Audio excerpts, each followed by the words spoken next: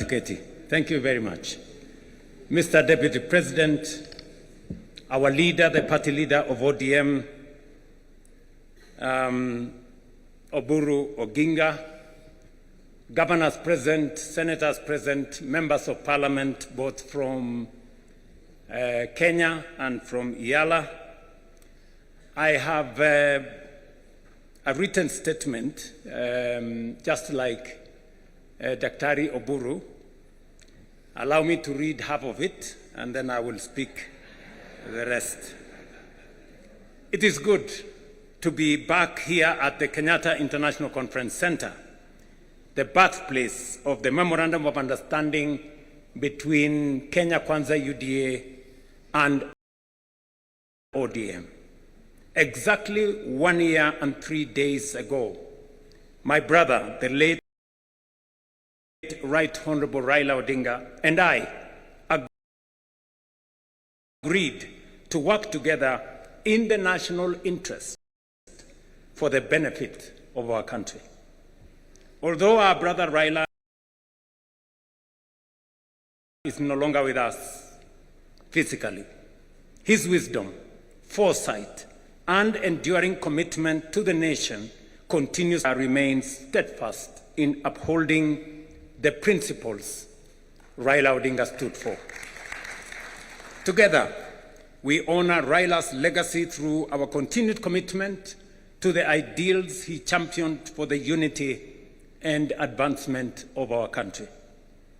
Our coming together 1 year ago was guided by one overriding objective: to stabilize our country and to address long-standing socio-economic and political challenges.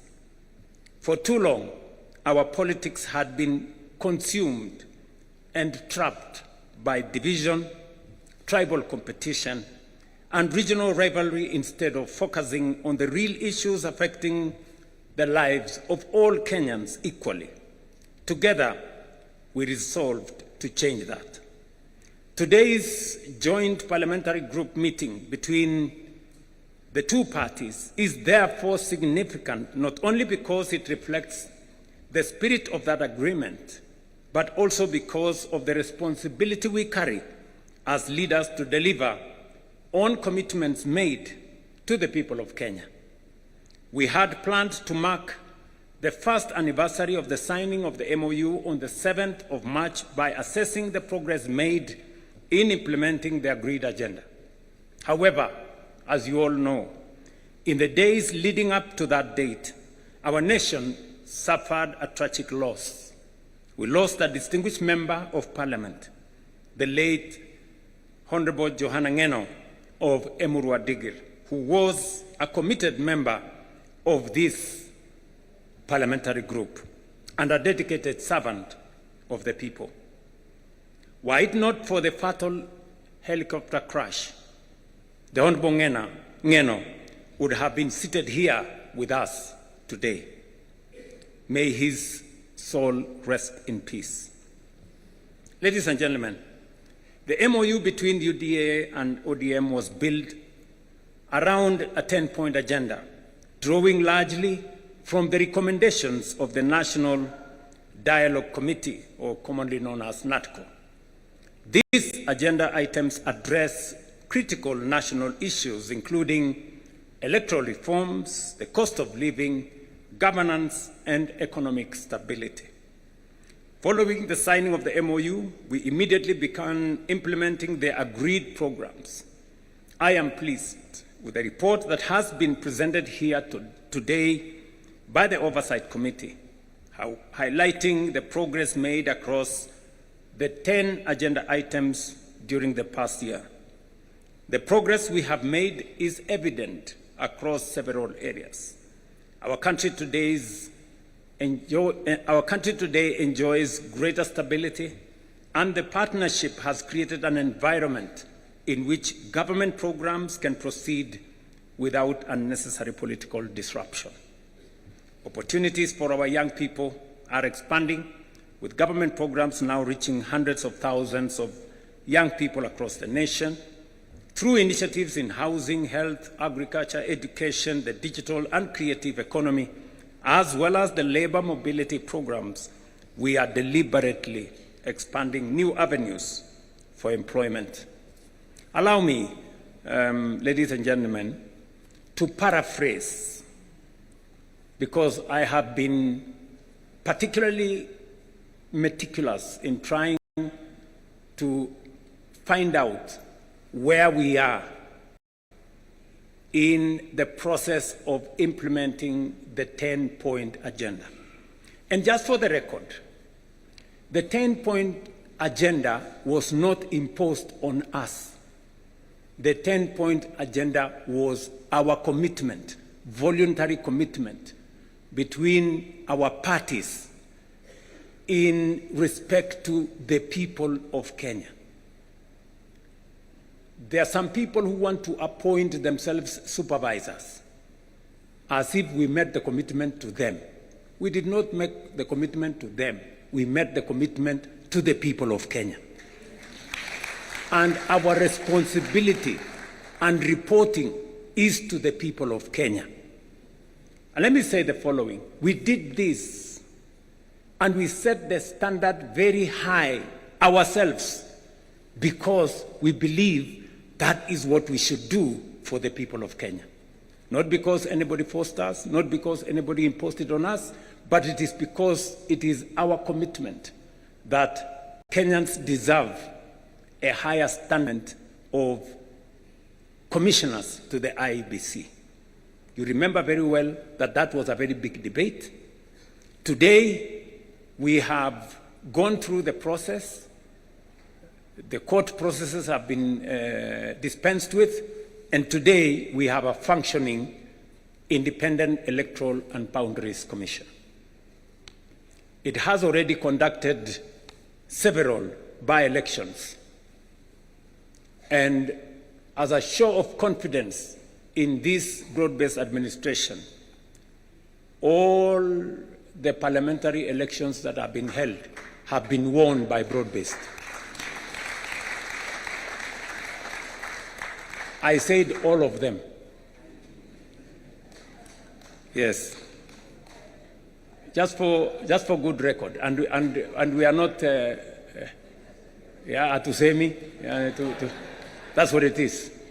Yeah, those are the facts. In fact, the last by-elections that were held, of the 4 seats that were in contest, broad-based won all of them. Again, for good record. But that is not what I'm trying to say here. I'm trying to say that we are faithful to our commitment on matters to do with legislation that is there in Parliament. We know there has been back and forth between the two houses. We will be recommending in this PG that we have a broad-based negotiating team. One that is going to sit with both houses of Parliament, comprising membership from both houses of Parliament. Because if broad-based decides, Parliament will decide. Is that true? Yes. Because we have the numbers to drive it through both houses of Parliament. So I want us to raise the standard a bit so that we establish a broad-based negotiating committee or mediation committee to assist us on all the items that have been presented for legislation in Parliament by NADCO. One has already been dispensed with. The matter of NGCDF. The courts have given direction, and therefore the legislation that had been presented to Parliament is now what the lawyers called factors of issue. I mean, it's been dispensed with.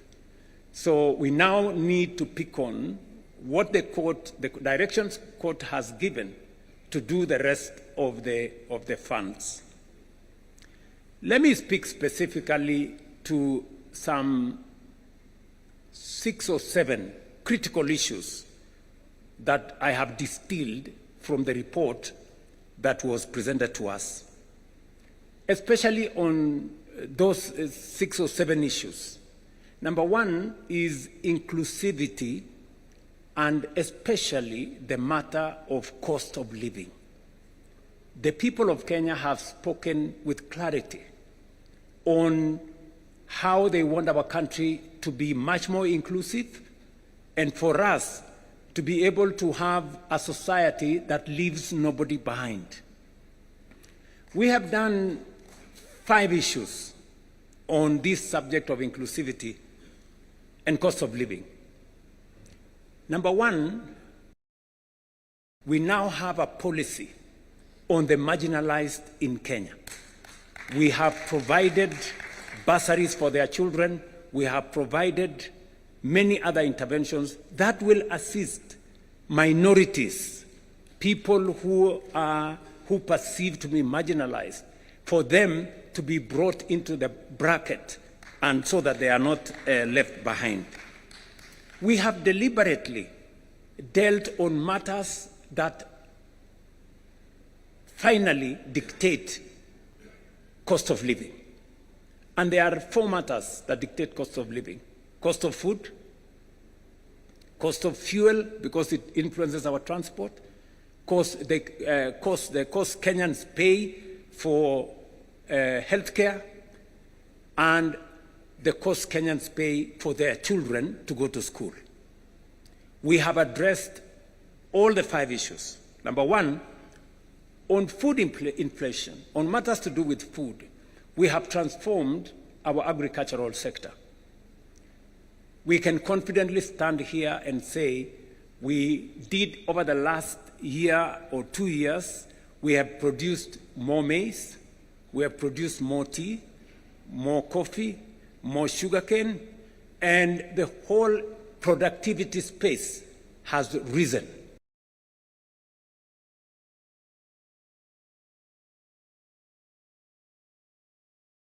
It is the reason why today the prices of unga are different from what they were in 2022. We have made a commitment to that. Number two, we have managed our economy well. That is why fuel inflation has come down. Cost of fuel was 218 at some point per liter. It has come down by almost 30%. And it is because we have taken deliberate steps to stabilize our currency and to make sure that we don't pay more for fuel because our currency is not behaving. We have done the third thing on matters to do with school fees. You all remember we have undertaken education reform. We've raised the budget for education from 500 billion. This financial year, it was 702 billion. The budget that we're going to read in July is 765 billion. Why are we raising resources on matters education?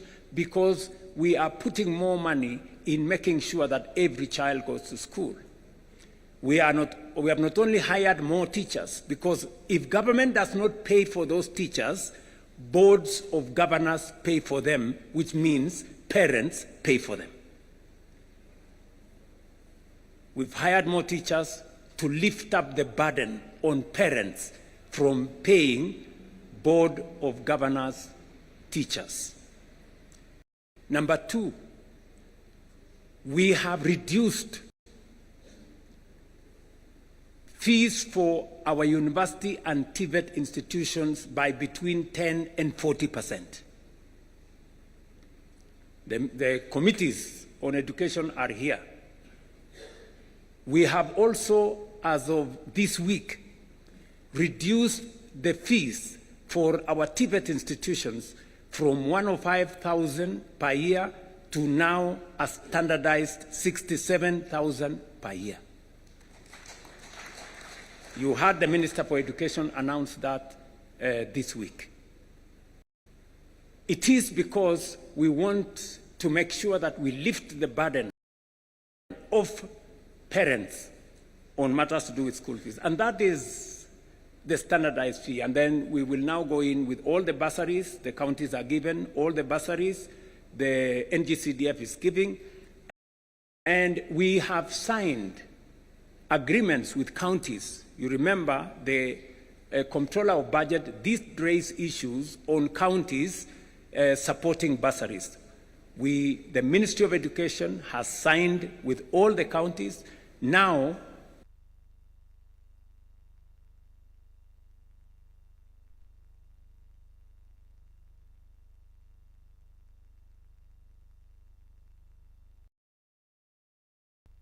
on parents or matters to do with the education of their children.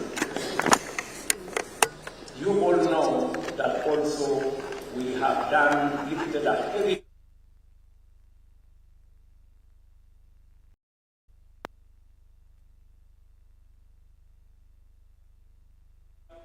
we are actually closing to 30. I think by next week or the week after, 30 million Kenyans will have health insurance.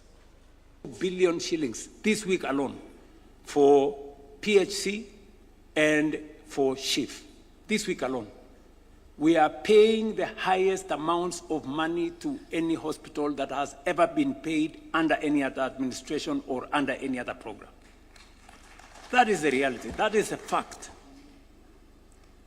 So, in terms of cost of living, we are dealing with health to reduce bills paid by citizens. We are dealing with education to reduce bills paid by citizens. We are managing fuel to reduce transport costs. We are dealing with food so that we can reduce the cost of living. So I want members of this PG to walk with your heads high. This administration, the administration you have formed, is tackling cost of living head on. And finally, we are making sure that more Kenyans have income. Today, I report to this PG, we have 1.8 million Kenyans who are not working in 2022. Today they are working. 1.8 million. 640,000 in our housing program, 540,000 in export of labor, 300,000 in our digital platform. We have close to 820,000 under our Nyota program. 120,000 of them, we have given them grants. And I have been to those meetings in person. I have met the 120,000 young people myself. Yeah? Many people were trying to give me small lectures. What is the president doing? Going to give out checks to young people. And I told them, this is how I choose to spend my time. You decide about yours. And we are discussing with our partners to look at opportunities to expand that program. We believe it is because that is where the heaviest load of our young people are. So costs, you don't hear matatus hiking costs because the cost of fuel has gone up. We have dealt with more Kenyans that are working today. That is dealing with cost of living head on. And that is what we are doing together with you guys. Devolution is a principle we committed ourselves. In the 10-point agenda, we said we must be deliberate about devolution, because devolution is the single most important instrument. In fact, it is the heart of the new constitution, making sure that resources and the power to decide on those resources goes to the grassroots. What have we done on devolution ever since we agreed on this 10-point agenda? Number one, we committed that we are going to increase the shareable revenue. Last year, we increased 30 billion from 385 to 415 billion. This year, we are going to increase from 415 billion by another 35 billion. That is close to half a trillion to the counties. we might be asking a few questions to our governors. Yeah? So next year, definitely, when we do the 450 shareable revenue, we will be going towards 550 billion. We'll have crossed the $500 billion line on resources going to our counties. Number two, and so that before Anyang' Nyong'o tells us we do more, yeah? and we are going to do more. In the past, money meant for devolution, some of it would be carried over to the next year because not all the monies were disbursed. I stand here today, for the last 2 years, we have not carried over a single cent. We have paid all the monies for devolution. At the end of the year, we made sure that we didn't cross over with any. That is going to be the same this year. We will not carry over any resources. We will pay money meant for devolution to devolution. The yearly commitment will be met. Number three, in order to enhance the efficiency of devolution, especially the efficiency of accountability, we made a commitment under the 10-point agenda that we are going to support the county assemblies to be autonomous and independent so that they can carry out their oversight role properly. Parliament, both houses, did agree with us. They brought the bill to me. I signed the bill, and from this June, in the next budget, county assemblies will have their own independent budgets.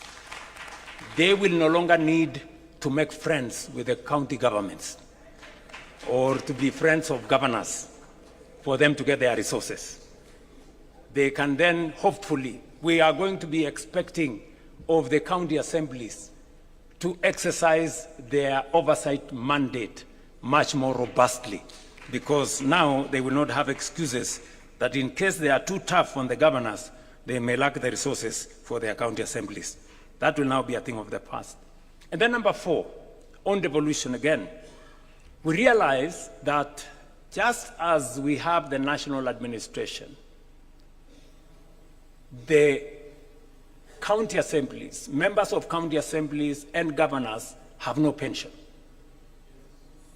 And we have made the strategic decision that the bill that was there in Parliament, which in my opinion has serious challenges, it is my position that we now agree in this PG, that it is only fair, governors and members of the county assembly are elected leaders like us. The same way we have pension, it's only right that they have pension. We all agree on the principle of contribution. The same way we contribute pension, they too, and I don't think they have a problem contributing to the pension. So it is my request to this assembly that we change the law that currently is in Parliament so that we include governors and we make sure that that pensions bill is contributory. Yesterday, I did sign into law the pension benefits for judges. I don't think we should leave our governors and county assembly members behind. So those are the four fundamental things that I wanted to say on matters to do with enhancing, supporting, and integrating devolution into our governance system. Finally, now that the court has pronounced itself on the matter of CDF, it is my belief that the bill on ward fund that currently is in Parliament should now be fashioned along the recommendation that has been made by the court and fast-track it so that our county assemblies can equally have a legal framework to guide on matters to do with ward fund. And I don't think this great assembly of PG has any problem with that. Do we really have a problem with that? Very good. So I think that will be the next thing we are going to do. And I appreciate that many governors have already implemented the Ward Fund even without this legislation. Now, let me go to the third issue that I thought is important for us. The matter to do with leadership, integrity, and the fight against corruption. This is a key commitment that we made under the 10-point agenda. Now, let me say the following on this matter. Number one, as part of our commitment to leadership, integrity, and the fight against corruption, you know very well we had a candid conversation on holding ourselves as leaders to the highest standard of integrity. You remember, members here, I don't want to remind you, but you remember we had a difficult decision. We had a difficult conversation, right, on that matter. It is because we chose ourselves, these members, we chose that we need to raise the bar. And I want to thank members of parliament here. You passed the conflict of interest bill, which I signed into law. If there is a demonstration of leaders sitting here that they want to be held to the highest standard of integrity, it is your passing of the conflict of interest bill. Today, it is law in Kenya. And I want to congratulate both houses for stepping up and measuring up to the yardstick of integrity. Number two, we have taken the deliberate decision that to eliminate corruption, to remove inefficiency, we must digitize all government services. Today, from 320 government services in 2022, we have 30,000 government services digitized. That has significantly eliminated bottlenecks. E-Citizen today collects more than 1 billion shillings every day. It is a platform that is traceable. It is a platform that's accountable. The old system where people were paying cash and paying through checks and paying through corners and paying through pay bills, we have stopped. And today, if you pay on E-Citizen, you don't need a receipt because it is traceable from who paid, for what service, to what account. We have digitized government services as part of our commitment to eliminating corruption. Number two, I did sign into law, June last year, the money laundering and anti-terrorism financing law. Again, as our commitment as an administration and as a country to transparency, to accountability, that illicit flow of money does not find its way into Kenya. As I speak to you, we also undertook three significant steps as a means of accountability and reducing on corruption. Professor Anyang', who was in our treasury, will tell you we have been struggling for the last almost 20 years to do what we call single treasury account. It has never happened. It has happened this year. We have been struggling to do what we call zero-based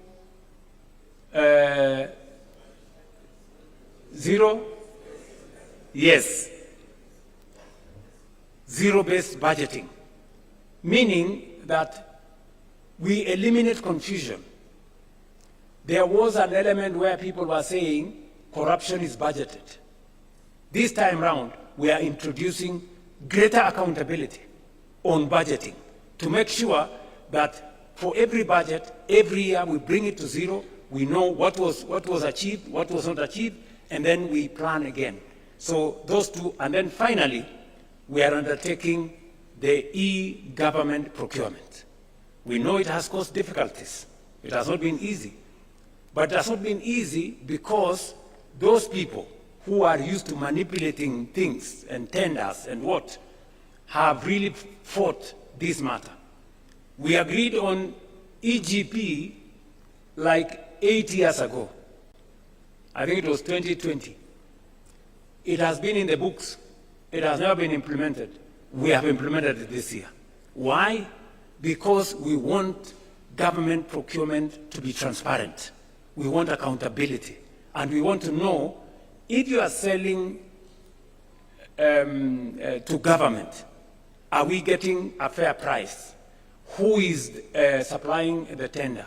For how much? And it must be open in a portal where all people involved can follow, so that if I don't get the tender, it means I was not the lowest or I did not meet the qualifications. That is what we are doing in matters to do with integrity and making sure that leadership is held to account. Let me also say that we have enhanced the place of the Kenya Anti-Corruption Commission. They have concluded 143 cases, investigations. They have already obtained in the last 3 years 86 convictions. And because we have always been told convictions is a challenge, we have achieved 86 convictions, and especially we have enhanced their capacity to seize assets. We've already obtained assets of 9.8 billion, which have now come back to government, and we are pursuing assets worth 22 billion, assets that were obtained by corrupt means. And we say those assets must be surrendered to the government of Kenya. On the fourth item that I wanted to speak to is on the matter of debt. In fact, if you look at the 10-point agenda, there was a bullet, standalone, national debt. The national debt has been a very big challenge to Kenya. In fact, debt almost brought our country to its knees. You heard what Professor Kidure said, that in 2022, there were 6 countries that everybody believed in the world they were going to default on their foreign financial obligations. One of them was Kenya. And why was Kenya there? Because we had the highest, the largest Eurobond of $2 billion. And I remember my good friend John Badi saying, I mean, this debt was there, everybody knew it was coming up, and nobody was doing something about it. You know, we were just waiting. And so the first thing when we came into office, we said we can't. This country cannot default, because many people don't understand the consequences of a country defaulting on its foreign obligations. It just turns your economy into something else. Just look at what happened in one of our neighboring countries. I don't want to mention names. When they defaulted, their currency was devalued by 100%.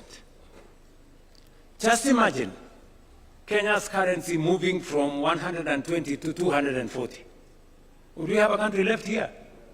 And you know, there were very many people who were persuaded that the Kenya currency was going to go to 200. In fact, I remember speaking to one of the bankers, who is no longer my friend, because he was among the people who, you know, imagined, they were already piling up dollars, because they imagined that when it gets to 200, they will make a killing. Unfortunately for them, they had to make losses, because the 200 shilling dollar did not happen. So we had to intentionally deal with the debt. What have we done on matters to do with debt? Number one, we made sure that we did whatever it took. And I appreciate that I had to make some very difficult decisions for us to be able to escape that we had to cut down on spending by about 300 billion. We had to remove subsidies on unga. We had to remove subsidies on fuel. We had to eliminate, we had to stall some of our projects because we had to pull back from continuous borrowing. That's number one. Number two, we did not just avoid default. We now went into a plan on how do we reorganize our debt. How do we successfully negotiate our way? I can confidently, that's why we went to the market. We went to the market in February 2024. We went to the market in February 2025. We went to the market in October 2025. And we went to the market again this February. To do what? To do liability management. The debts that were due next year, we now have no debts due in 2027. We don't have we have a small debt due in 2028. Then we will go to 2037. We have reorganized our debt portfolio so that it doesn't threaten our fiscal sustainability. And I must thank John Mbadi and his team at Treasury. They have done a very commendable job. Mwapigie makofi. We have also engaged some of our lenders. I do not want to mention names. I have had to go and sit with some of the lenders and tell them, guys, some of these loans, the repayment is too steep for us. You know, some of the interest rates you are charging us are very high. And we have successfully managed to reduce some of the interest rates. We have managed to change some of the structure of the debt so that instead of too much upfront payment, we have managed to negotiate to make them concessional. And today, I can confidently tell the country that we have avoided situations that would put a lot of strain in our budget. And number three, we have also decided that we are going to be innovative. We are going to be creative in how we do public assets. It is no longer tenable for us to continue borrowing. That is why we have said we are not taking any borrowing resources unless it is absolutely necessary. I see some people say there has been a disagreement between Kenya and the IMF. There is no disagreement. We have just agreed on what to do. We have agreed that if we need your money, we will come for it. If we don't need it, we will do with the resources we have. I mean, how does that amount to a disagreement? Are we together? Yes. I mean, is it wrong to be able to stand on your own and do your own stuff? Is that a weakness or a strength? Yes, to me, akili bana. So, what have we done? We have decided to have alternative instruments of financing our development. We went the route of securitization. Many people told us, oh, you are going to do this. Because of securitization, and I must thank members of parliament, when I negotiated with you and I told you guys, forgo these 7 shillings, it will help us raise money. We raised 175 billion shillings. We returned all the contractors to our roads. We paid them. Today, we have 6,000 kilometers of road going on in Kenya.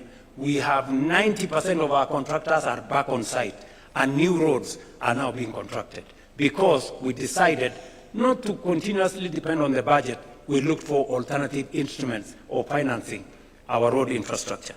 We are doing the same with Talanta. We are doing the same. Look, when I say innovative, I was explaining today in the morning, how did we decide to finance Talanta? The sports fund has been a fund that has been there forever. That sports fund has not achieved much because you find a few, a small project there, Most of the money is lost. Another project there, some cabro in some place, some gate in some place. We decided that instead of spending this money with no accountability, let us consolidate it and do a big project. Today, and somebody was saying, oh, you know, William Ruto has pledged for 15 years money from the sports fund. Yes, we have done it. But at least we have Talanda Stadium, complete, standing here. Tell me, sports fund has been there for 20 years. Which other project has it done? Can you show me one project? At least I can show you what it's going to do for 15 years. Are we together? Yes, that's how innovation works. How are we building Bomas? Have you seen any budget have you seen any approval of any line of budget in Parliament for Bomas? We are building Bomas using the tourism levy. Tourism levy has never done anything for this country for the last 30 years. Nothing. Kuna kitu mara sijui nini, naenda kusponsor kitu moja hapo, naenda kusponsor pale, nagawiwa sijui waziri achukue pesa ngapi, sijui nani achukue pesa ngapi. Today, that money is building Bomas.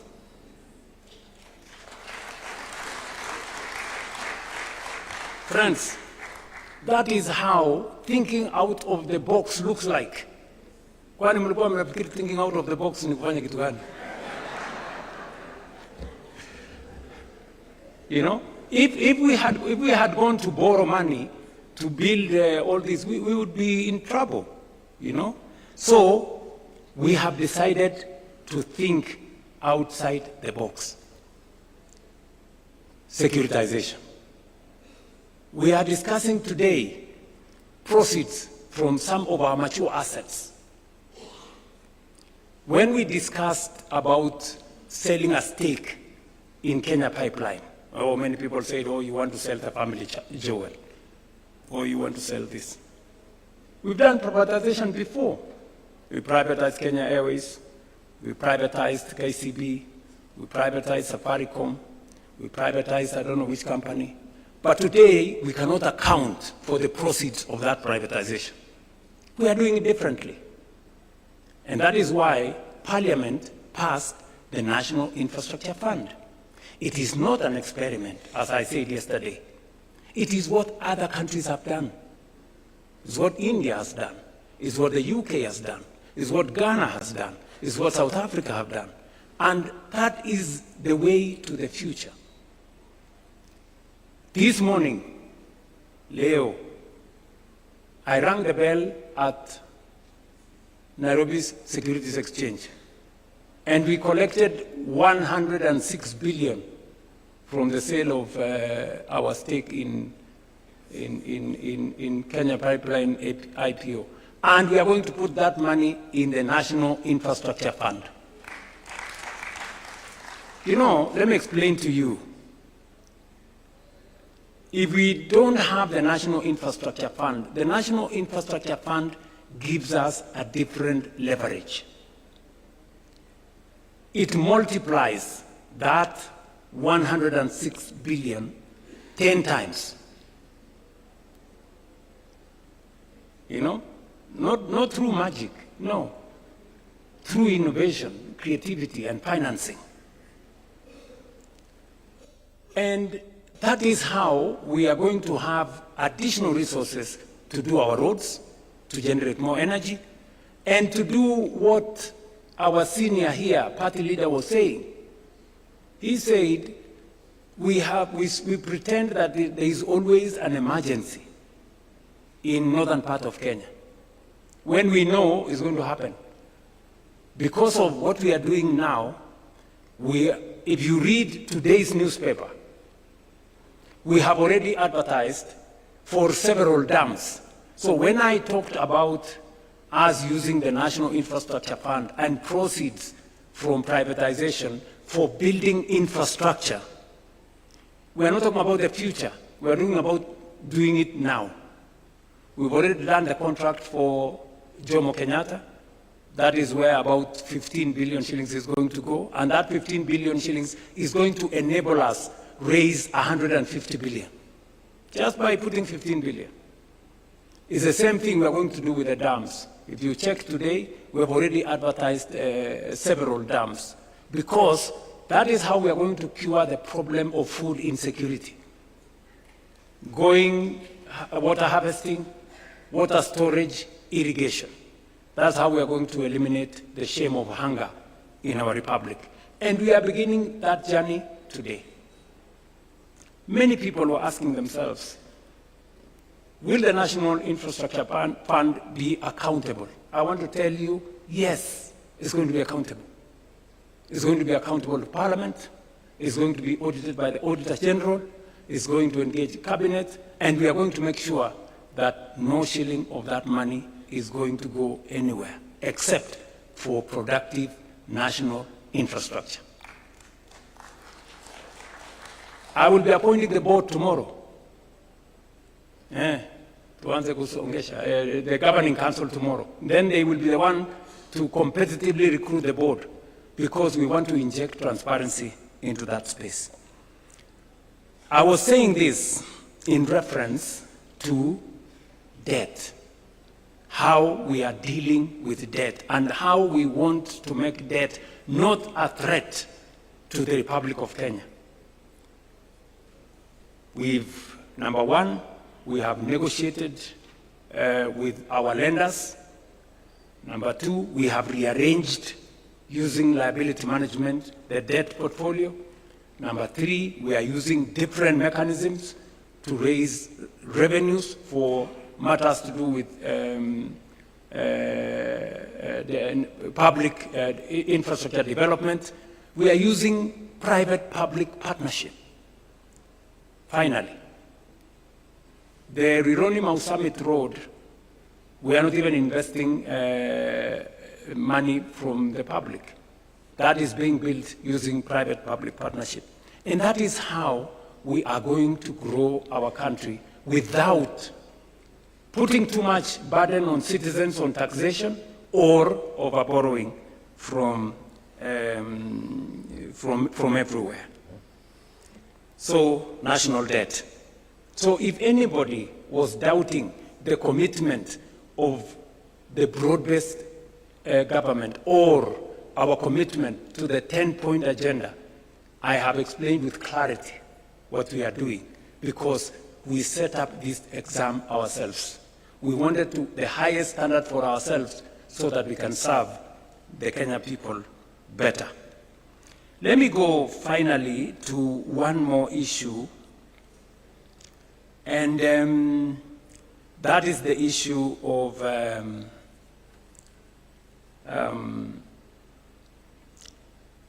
the subject we committed ourselves to, which was peaceful assembly and making sure that the victims of protests are compensated, although we have been told here, and it is correct by the party leader of ODM, that you can never compensate life, but you can do something about it. What have we done? You know, many people are saying, oh yeah, maybe. I took the first step and gazetted a victims' compensation panel. It subsequently went to court, and the court held it for a while. Even as the court held it, we did some work. We have identified all the victims, as we talk to you, with the Kenya Human Rights Commission, with the Independent Police Oversight Authority. We have identified all the victims and profiled their names, and we have already made sure that we have a comprehensive list. We did not even stop at 2013. We went back all the way to 2017 to make sure that all those that were affected by protests from 2017 are now captured. So we have already identified all the people in there. We have provided resources. You will be approving 2 billion shillings to make sure that we have the resources to compensate those people. Finally, the court came through and gave direction on how that process should be done.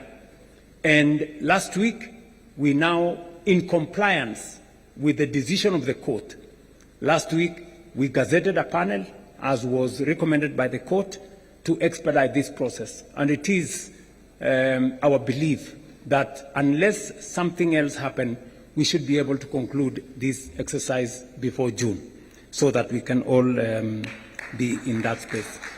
But we are not stopping there. We are saying we want to look at the future.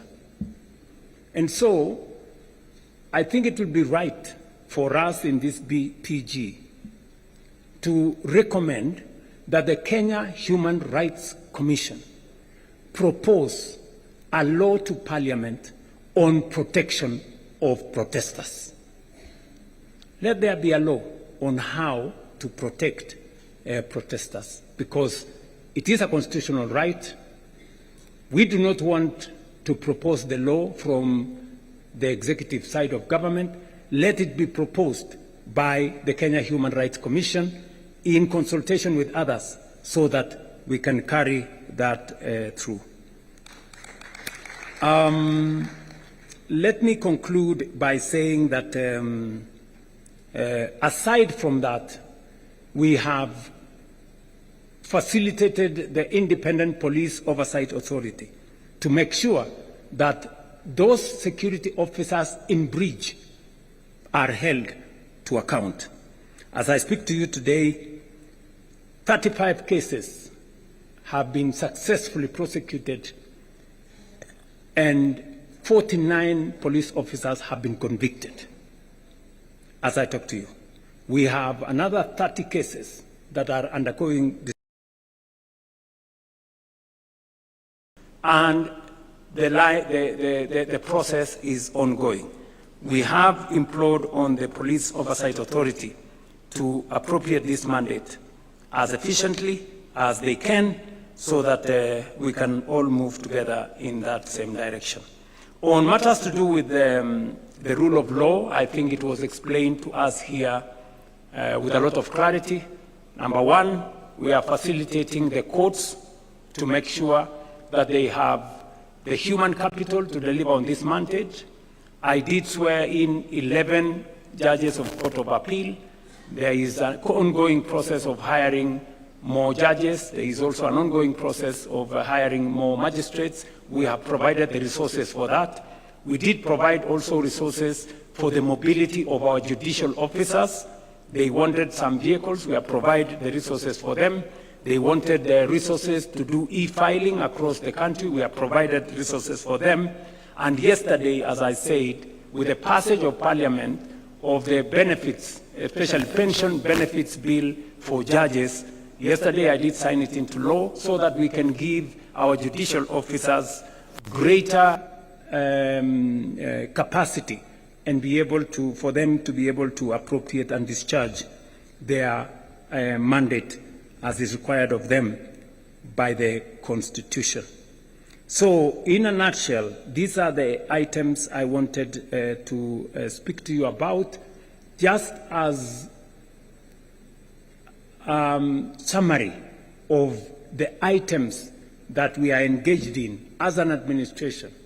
And we are not doing this to satisfy the 10-point agenda. No, we are doing this because it is good for Kenya. And because we made a commitment, not by force, but because we wanted to do it. And I am very confident that working with you, we will find the way into the future together. Finally,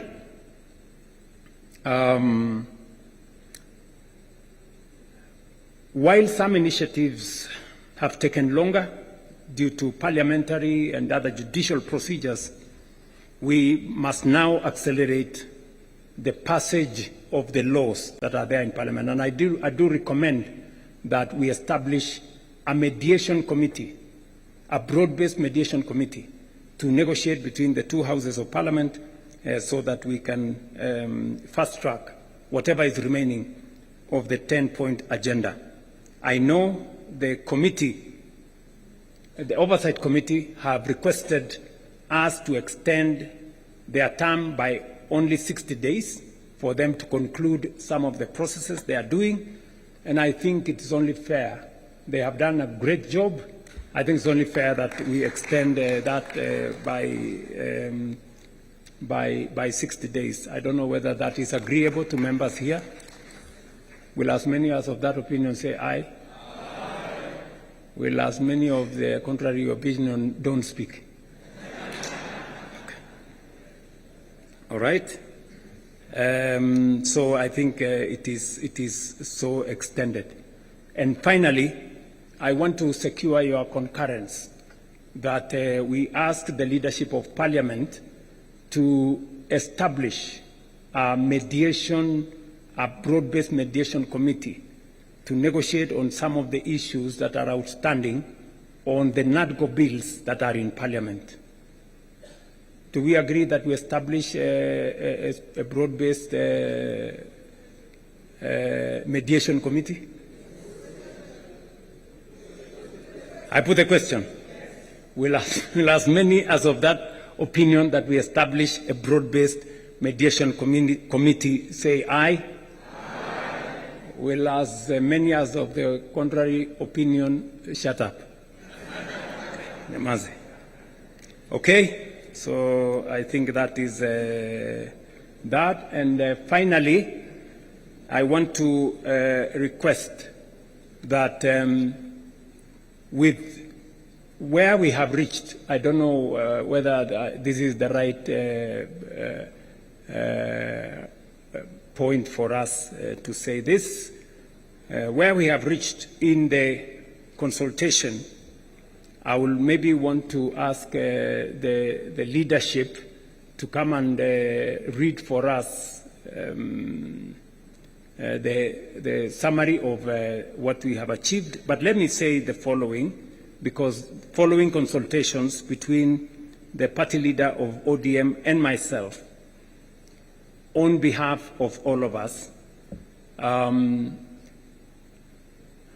UDA Management Committee did endorse that we begin consultations between UDA Kenya Kwanza and ODM. It was also approved by the National Executive Committee of UDA, and it was also approved by the National Governing Council of UDA. The same happened for ODM. There was, I think, a meeting of the Management Committee of ODM, NEC, and also the other organs. It is my proposal that this PG endorses what was agreed in the organs of ODM and in the organs of UDA as a means of carrying also the decision as endorsed by this joint parliamentary group. I don't know whether that is a good place for me to put a question. I therefore put a question that as many as of the opinion that they agree with the decisions of the organs of ODM and the organs of UDA on the process of engagement between our two formations, as many as of those who agree with the decisions of the organs of the party say aye. Aye. As many as of contrary opinion say something?